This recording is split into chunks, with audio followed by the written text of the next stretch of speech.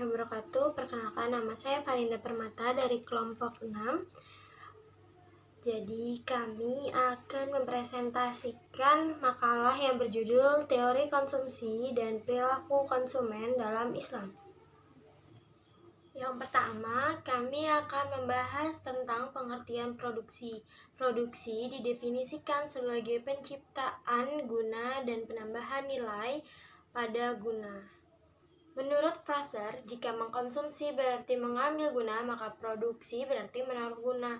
Allah adalah pencipta sejati, manusia hanyalah dapat mengubah bentuk materi serta menggunakannya untuk mengambil keinginannya. Contoh tanah, tenaga kerja, modal, dan perusahaan pada umumnya disebut faktor produksi. Pertama, kami akan membahas tentang pengertian produksi. Produksi didefinisikan sebagai penciptaan guna dan penambahan nilai pada guna. Produksi adalah menciptakan manfaat dan bukan menciptakan materi. Maksudnya adalah bahwa manusia mengolah materi itu untuk mencukupi berbagai kebutuhannya, sehingga materi itu mempunyai kemanfaatan. Tujuan produksi dalam Islam yaitu memberikan maslahah yang maksimum bagi konsumen. Walaupun dalam ekonomi Islam tujuan utamanya adalah memaksimalkan maslahah memperoleh laba, tidak dilarang selama berada dalam bingkai tujuan dan hukum Islam. Dalam konsep maslahah dirumuskan dengan keuntungan ditambah dengan berkah. Selanjutnya, input produksi dan berkah.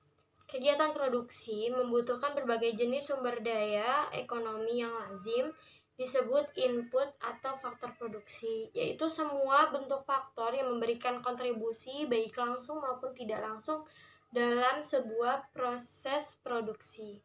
Klasifikasi input menjadi input manusia, dan manusia ini didasarkan pada argumen-argumen sebagai berikut, yaitu manusia adalah faktor produksi terpenting dari faktor-faktor produksi lainnya.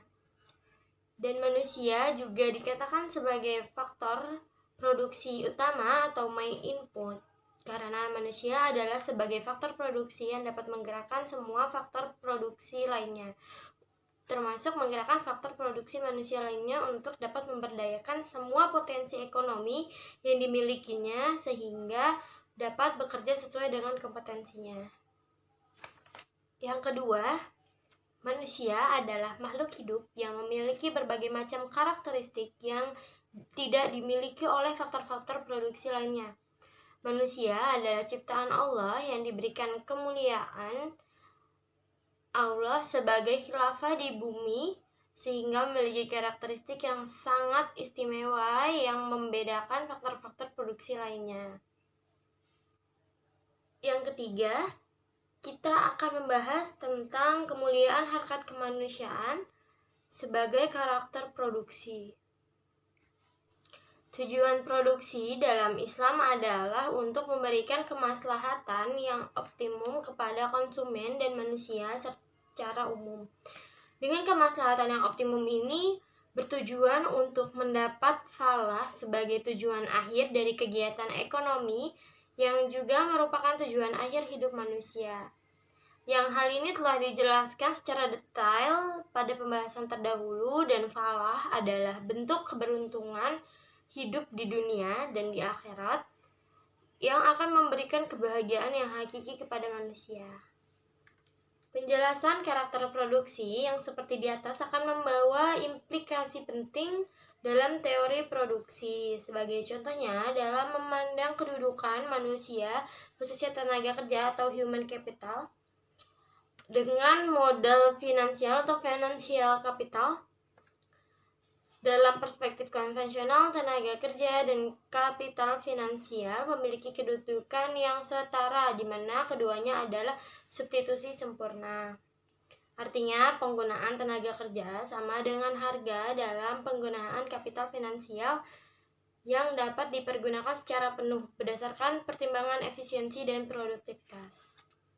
Substitusi antara manusia atau tenaga kerja dengan kapital dibagi menjadi dua jenis, Yang pertama, substitusi natural.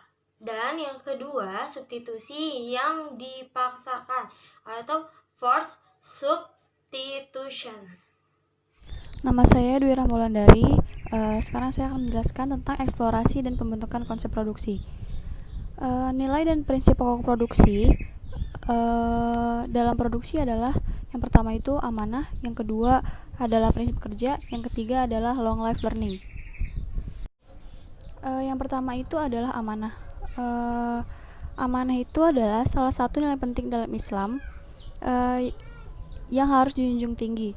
Pengertian amanah dalam konteks ini adalah penggunaan sumber daya ekonomi untuk mencapai tujuan hidup manusia, yaitu keberuntungan atau falah.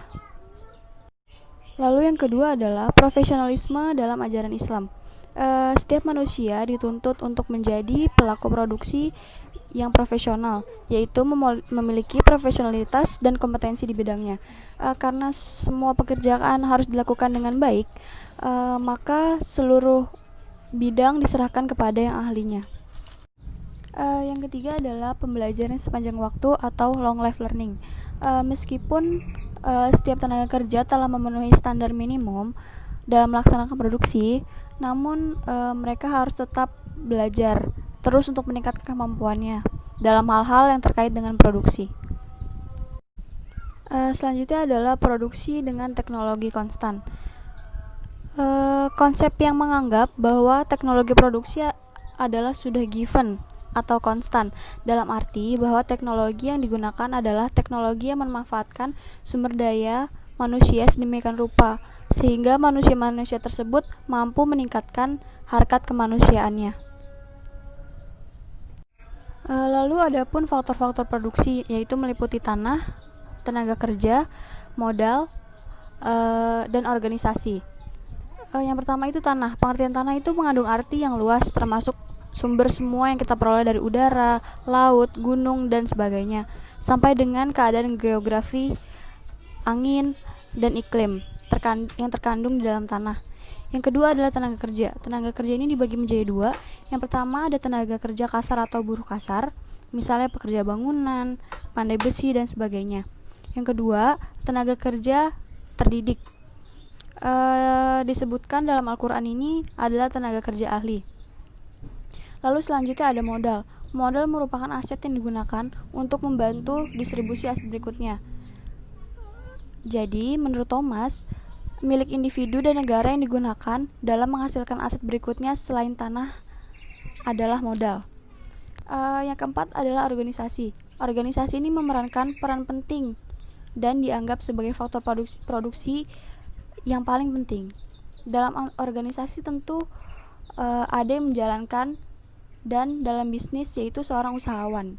Bisnis tidak akan berjalan tanpa adanya usahawan dalam sebuah organisasi. Oke teman-teman, saya Firda Emilia Rati. Di sini saya akan menjelaskan tentang kegiatan produksi. Di sini saya akan menjelaskan dua subtema tentang kegiatan produksi. Yang pertama adalah tujuan produksi sama etika produksi. Tujuan dari kegiatan produksi adalah untuk mencapai dua hal pokok pada tingkat pribadi muslim dan umat Islam. Itu yang pertama, memenuhi kebutuhan setiap individu. Terus yang kedua itu merealisasikan kemandirian umat. Terus yang berikutnya saya akan menjelaskan beberapa etika dari kegiatan produksi. Yang pertama itu adalah etika produksi. Dalam Islam, kegiatan produksi dalam Islam digerakkan oleh sistem moral atau moral driver.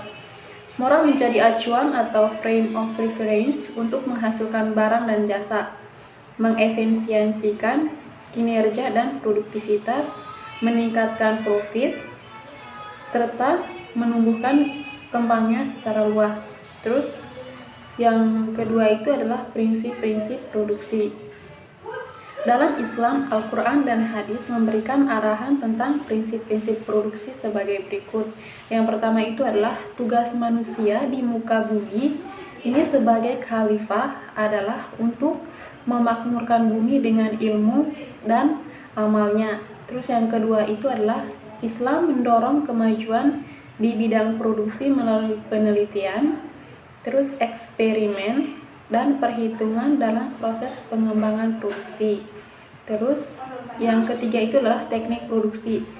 Diserahkan kepada keinginan dan kemampuan manusia. Terus yang keempat itu dalam berinovasi dan bereksperimen, prinsipnya Islam menyukai kemudahan, terus menghindari mudarat dan memaksimalkan manfaat.